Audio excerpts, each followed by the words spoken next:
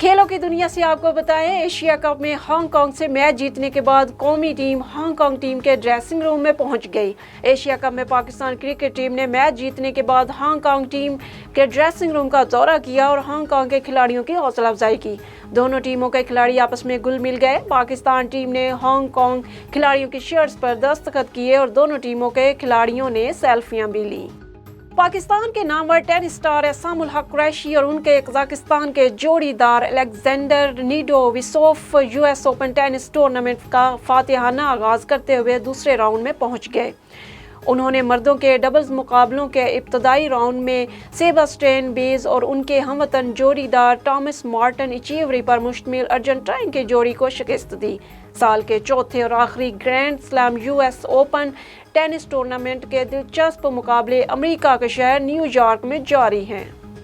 जूते पॉलिश करके सैलाब मुतासरीन के लिए अपनी जमा पूंजी जमा कराने वाले बच्चे के लिए पाकिस्तान क्रिकेट टीम के wicket keeper batter Mohammad Rizwan ने जज्बाती पैगाम जारी कर दिया।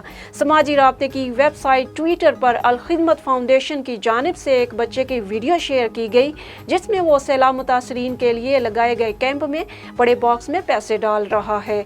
अल खिदमत फाउंडेशन की जानिब से लिखा गया कि जूते पॉलिश करने वाला ये नन्हा सा बच्चा मुसलसल 5 रोज से अल खिदमत फ्लड रिलीफ कैंप में सैलाब ज़दगान के लिए पैसे जमा करवाने जा रहा है।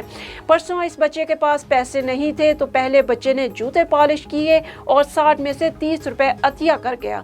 कौमी क्रिकेट टीम के बल्लेबाज मोहम्मद रिजवान भी बच्चे के इस जज्बे से मुतासर हुए बिना न रह सके और उन्होंने अपने ट्वीट में लिखा कि दिल को यकीन है कि इन चंद रुपए की अल्लाह सुब्हानहू व तआला की बारगाह में यकीनन बहुत ज़्यादा कीमत है।